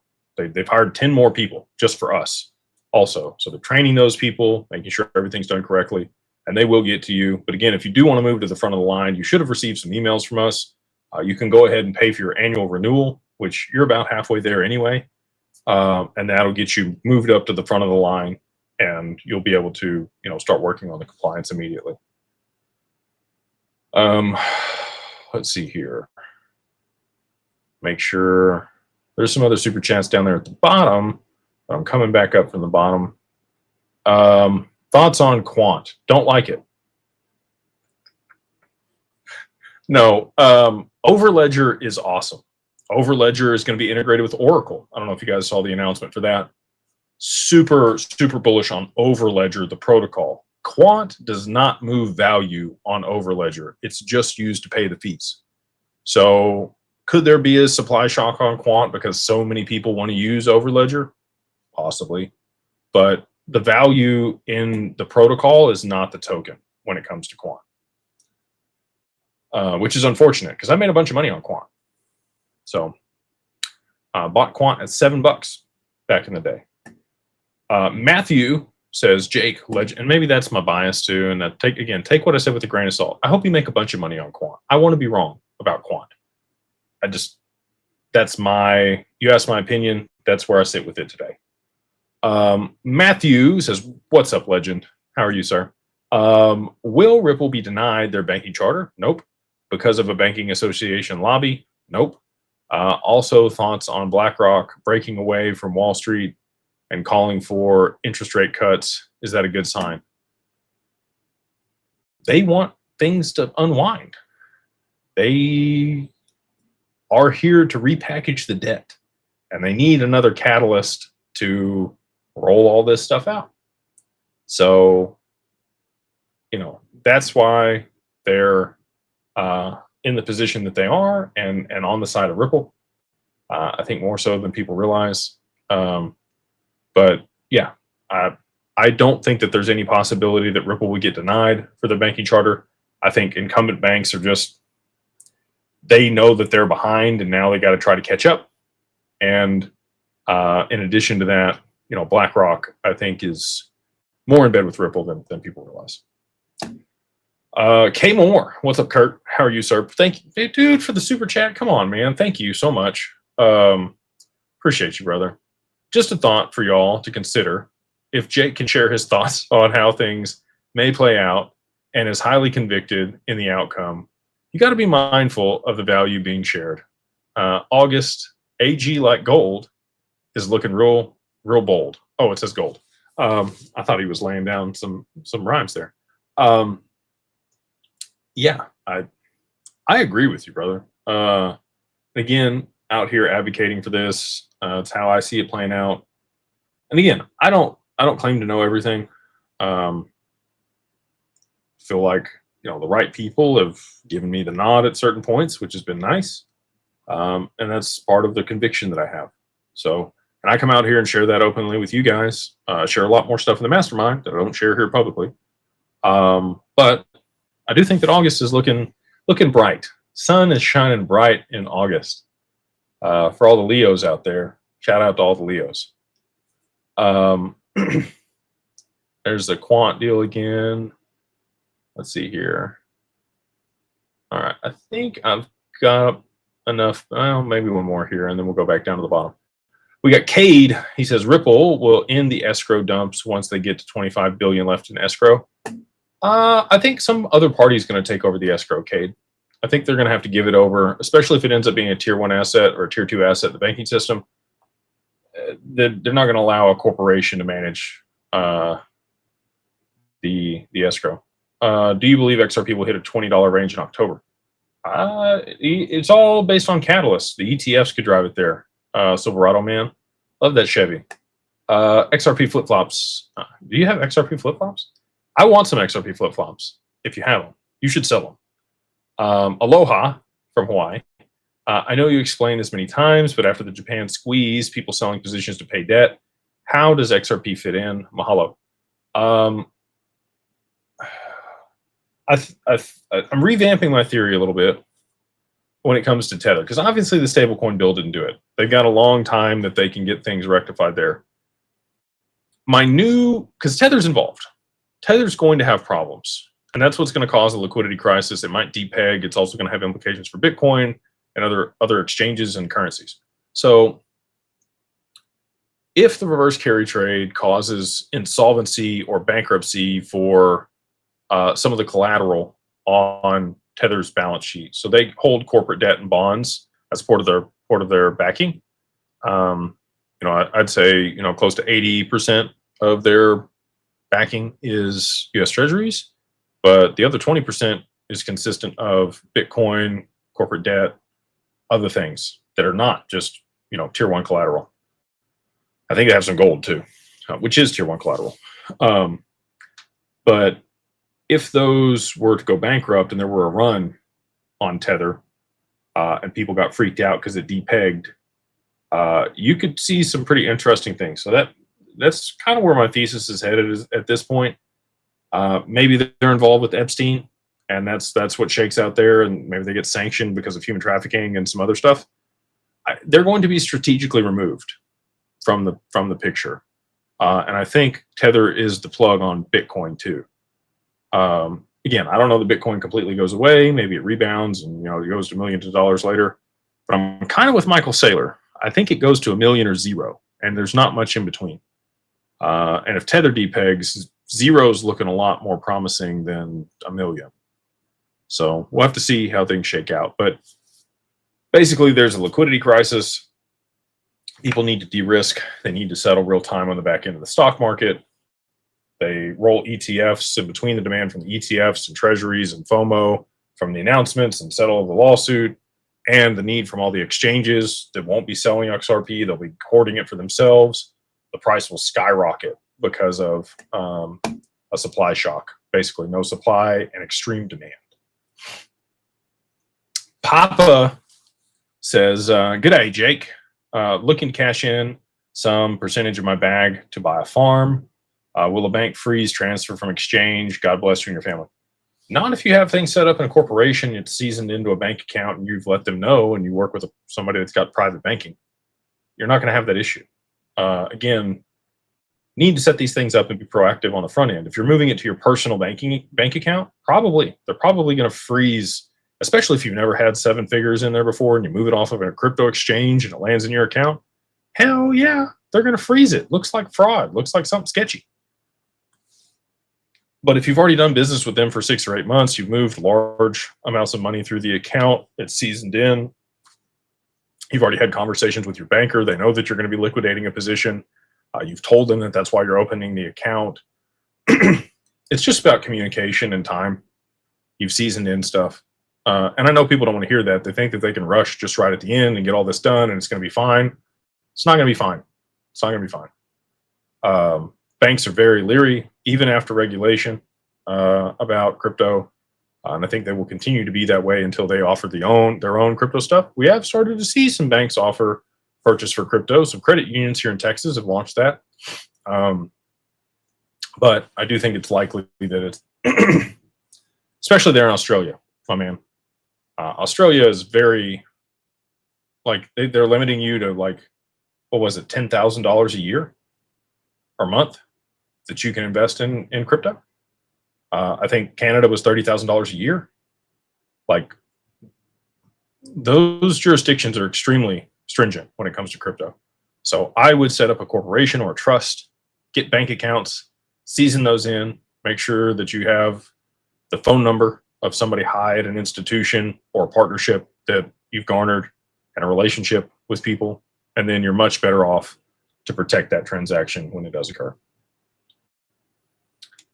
Go on down to the bottom here, and we'll work our way back up. Honest Aim, how are you, sir? You're getting better. He's putting these out later in the evening because he knows I'm going to do it because I messed up a couple times and we lost his super chat before. So just want to say thank you for always supporting us. He says, thanks, Legend, for all that you do. Mastermind is the best money we've spent each month. Our friends in Kansas City are in, and so are the rest of the family. Thank you for what you do in your team. We wouldn't be here without all of your efforts. Thank you, man. This has been a wild ride, and it's going to continue to be. We've got almost 3,000 people here watching on YouTube. I don't know how many people on X, and we've got almost 400 people over here on TikTok. And none of this is possible without you guys, right? Like, if we didn't have good people like Honest Aim and his family here, or you guys that are watching that want to work with us, none of this works. We've done everything that we can to make sure that you guys have a really safe place to park your assets and generate returns that's done at a high standard. You've got protections, you've got insurance, you've got the right professionals that you can call on. You have guidance, you have a community of people that have aligned interest and your best interest at heart, that are going to be uplifting and a good culture on the other side of price appreciation. People in the community are not gluttonous. They don't have an ego. Everybody's got a different personality, and that's okay. But they all have aligned interest and long-term goals, and everybody wants to benefit one another. And also, they're excited to be in a part of a community that doesn't make you feel ostracized. You're not alone, because most people are. You feel like you found this awesome thing, and you try to tell other people, and they make you feel crazy, which is not fun. But that's where the alpha is, and that's where the upside is. That's why there's a 1%, because they don't do what everybody else does. So if you're here, if you're watching this, kudos to you. You are in a position that other people are not, and by having faith and sticking it out, you're already starting to see the benefits. But I think here in the near future, you're going to see even more. We got CK13 again. They said, thanks for all the info. I've had XRP since 2017. I keep holding till I can work with DCG. Looking forward to connecting to Mastermind. Awesome. Looking forward to seeing you there. And excited to be hopefully working with you in the future as things continue to grow and price appreciation comes along. We got Seth. What's up, Seth? He says, he seems even more hardcore than you, and I thought you were the most bullish. I wonder who he's talking about. Maybe he put something up. Yeah, oh, here he is. Sorry. I went the wrong way, Seth. He said, would you be able to speak any knowledge about Sydney M. Brewer out of Canada on Twitter? You both have many overlapping big picture ideas of how this plays out with XRP. I haven't ever heard of this gentleman, but I will go do some research. I'm always happy to, find another fanatic that thinks similar to me. And I'll have to go check him out. I appreciate the super chat and the recognition as somebody that's super bullish. I've just neglected everybody over here on TikTok all night, and I want to apologize to you guys. I've been trying to get through these super chats, but I'm going to take a couple questions over here before we get into the rest of the super chats. What do you think XRP might be at the end of the year? I just bet not too long ago that it'll be $750. We'll see if that plays out or not. My main objective there was to get people back their XRP that was taken from them, which will happen, which will be good. But I'm confident 3 or 4 digits, especially if we see all of the catalysts that I've been talking about all evening. Can you explain if I have 100K XRP to join? There is no staking. Lone herd can lose if price. Yeah, Absolutely. So we have a couple different ways to earn returns. There is no staking for XRP. So you are able to contribute your XRP to the fund. The fund then draws a line of margin against the XRP. It never leaves institutional custody. And so, there's no counterparty risk like there would be even in a smart contract. If you wanted to stake it, you have counterparty risk. Whoever manages the smart contract or whoever wrote it, it could be hacked. You don't have any of that risk here, and it's insured. So,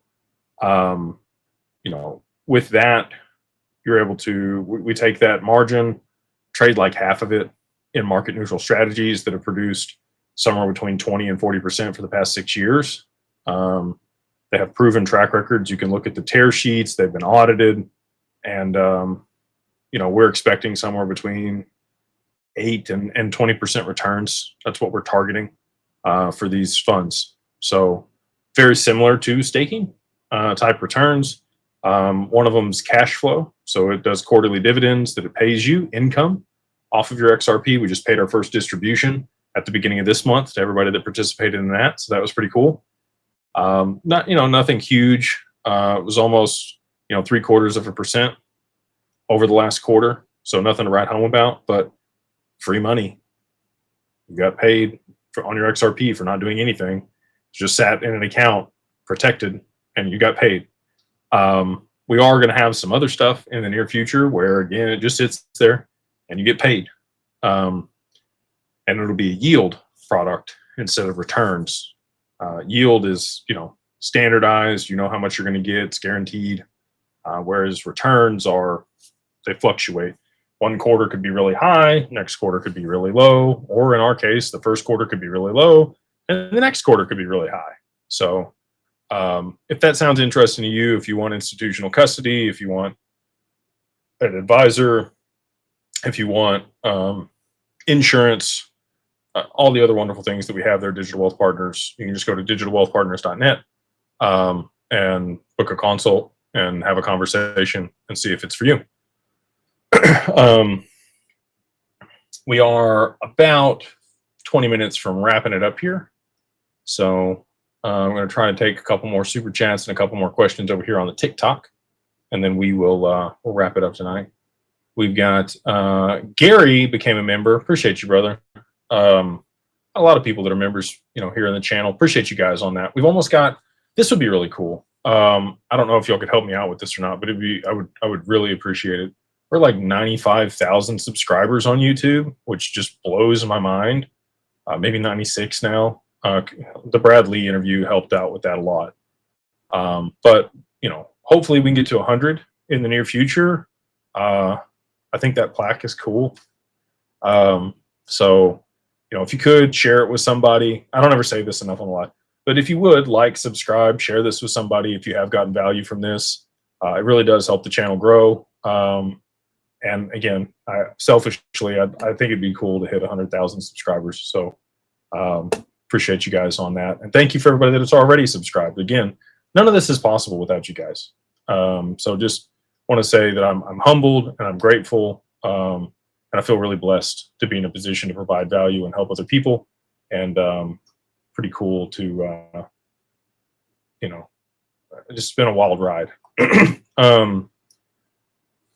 Justin's got the super chat. He says 2 questions. 1, how long did your firm take from ideation to license?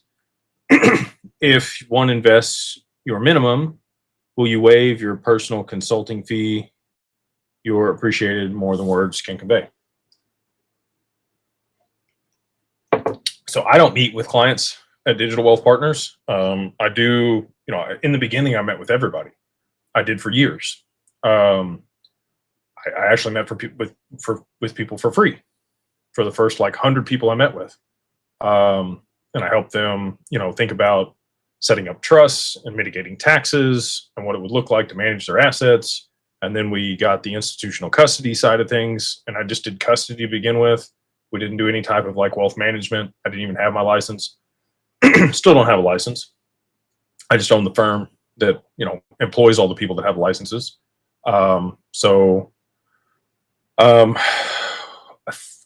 We actually filed for the license in August of 23.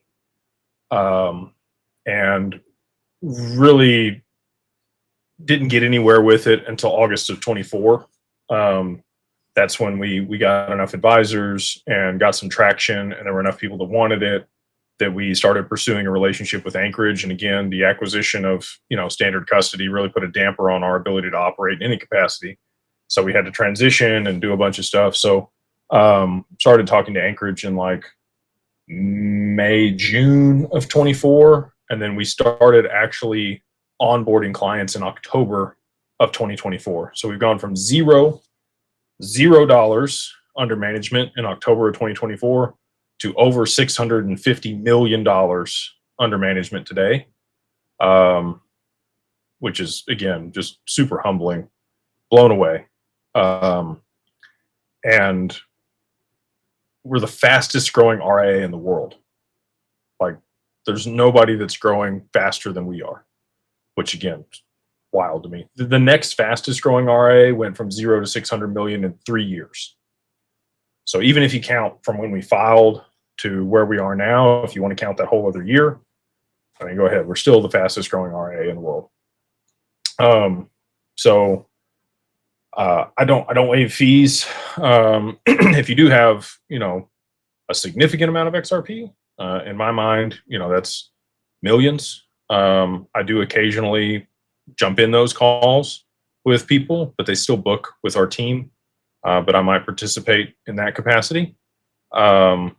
But that's kind of the lineage and the timeline of how things kind of took place and where we got to today.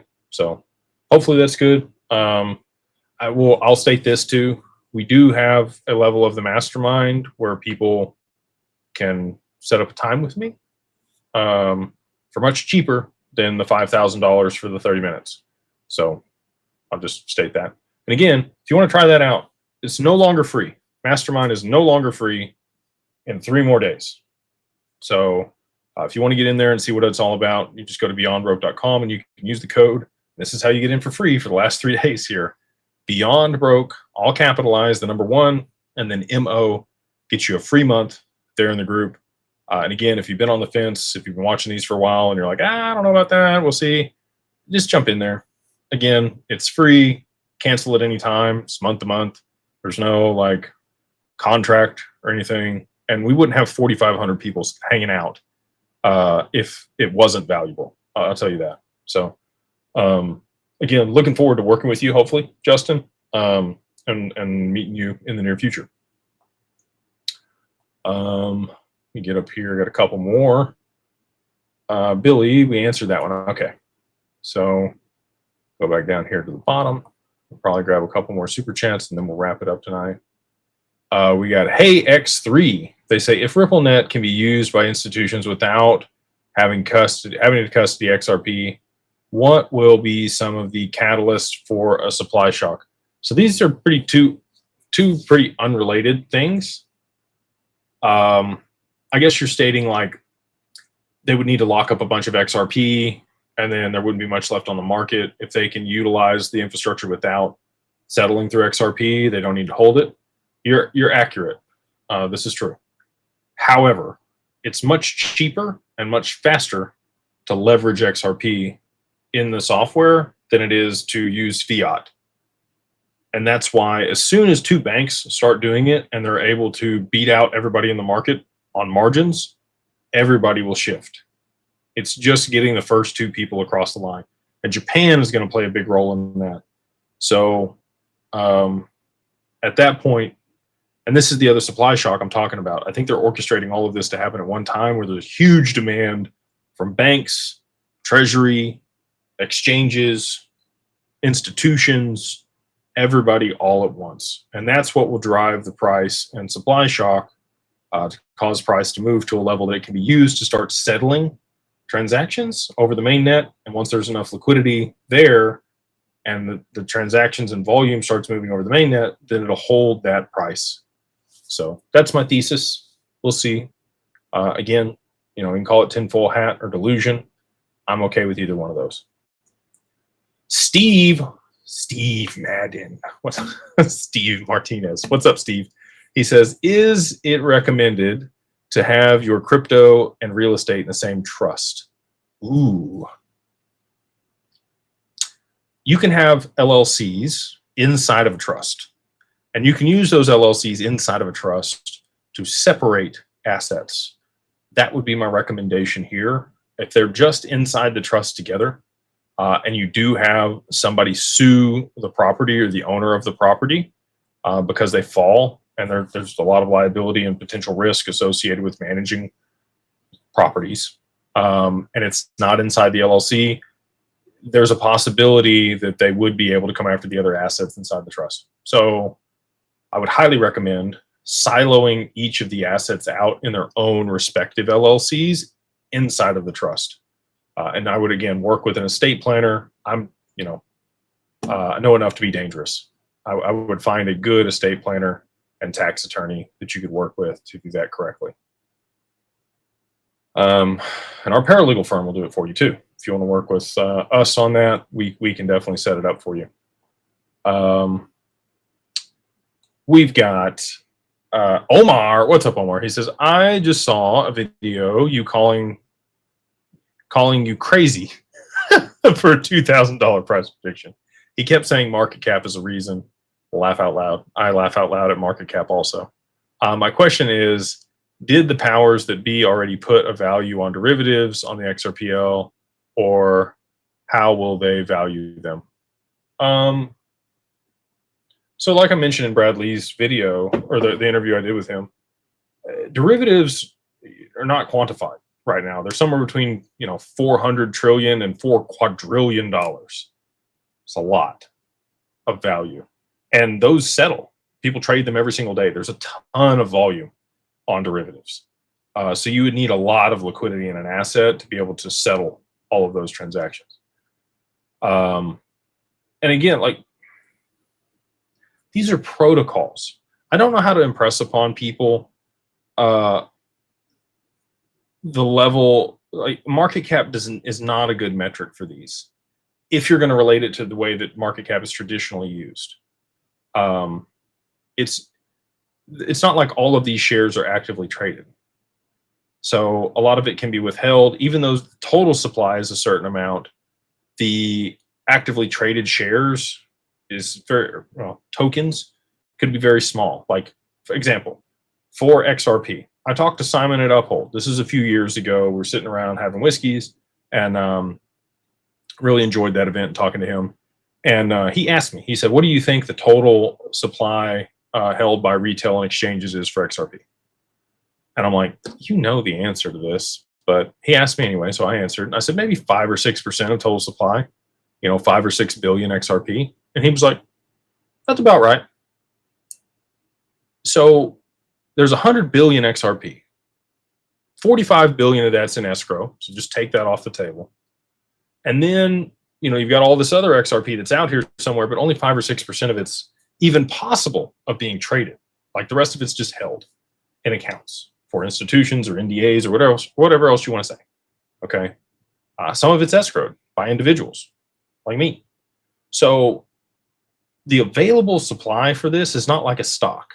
All shares are available for trade at all times on the stock market. So the total outstanding shares times the last, price traded makes sense for market cap. And that's why Zach talks about a market cap multiplier, because you're looking at a total supply of XRP, but in reality, there's only this much available for trade. So if you have a ton of demand on a small supply, you're going to get a much higher price for the actively traded shares multiplied by the total supply, which is going to give you your market cap. So that's why I'm saying people are going to have a really hard time with market cap. And the other example I give for market cap is I could issue Jake token. I mint 1 billion Jake token. Okay. I get it listed on Binance. My mom and 4 of her friends all buy Jake token for $1. What's the market cap of Jake token? And this is very simplified, but I'm just making an example here. $1 billion is my market cap. How much money was invested in Jake token? $4. And so people think that all of this money has to move into this token. It doesn't. Because they don't understand how this actually works. So I know people want to talk a big game and say this, that, and the other, and it's not mathematically possible, but in reality, I just explained to you how it's possible. Brennan Kingsford says, hey, Jake, Mom. Oh, Brenna. Hey, ma'am. She says, hey, Jake, Mama needs some hopium. My husband asks me every day if he can retire yet. Thanks for all that you do. I don't think we're that far off. Mama Bear is going to be happy here before too long. I think August is going to be a really good month for everybody. Leo season, I think, is gonna roar for a lot of people. So, stay vigilant, keep dollar cost averaging, hold tight, hang on. The good life's coming, and I'm here for it, and we're here for you when it happens. And hopefully you're in the mastermind, because that's where the real party is going to be on the other side of this. We do more in real life events than any other community in crypto, maybe besides, Bored Ape Yacht Club. But in reality, like we've done a ton. So if that sounds cool to you, if you want to be part of a community of like-minded people, and you want to try it for free, this is the last 3 days. Like, this is it. So if you want to get in, you use the code right here, Beyond Broke, all capitalized, the number 1, and then the MO gets you a free month in the community. The last 3 days of this month are the last time that you can get in for free. So, if you want to be part of an amazing community with good people, real life events, private deals, ability to borrow against your XRP, a lot of education, and much, much more, we would love to have you there. If you want to get things set up to make sure that you're managing your crypto correctly and mitigating taxes, and also protecting your assets from the jump from creditors, you want to get the LLC on. You want to make sure that your stuff's protected. So go to digitalfamilyoffice.io, or you can go do it on your own. Like I said, I gave you all the information here.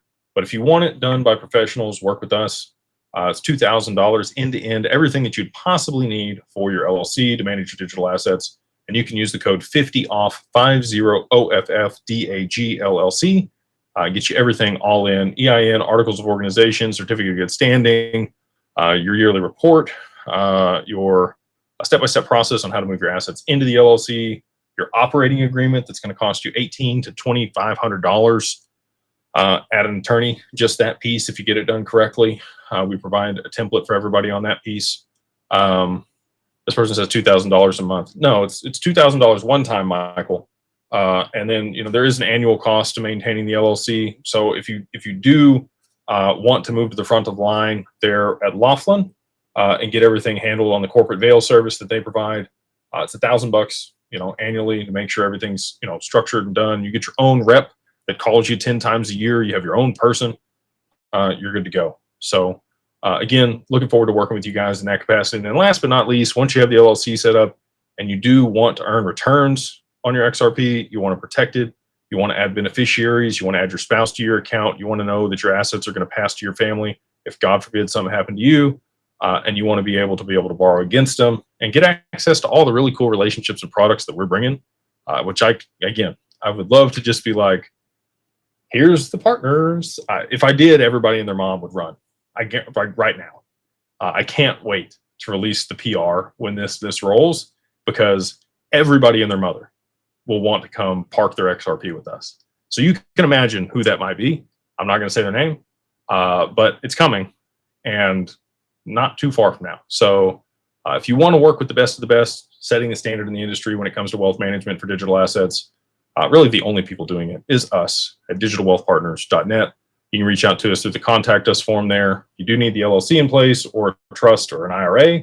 We can do all of those. And you do need at least 100,000 XRP or at least $500,000 in current portfolio value. So with that, we are going to wrap it up. I hope you guys have a wonderful night. Thank you again for taking time to hang out with me, and we will see you on the next one.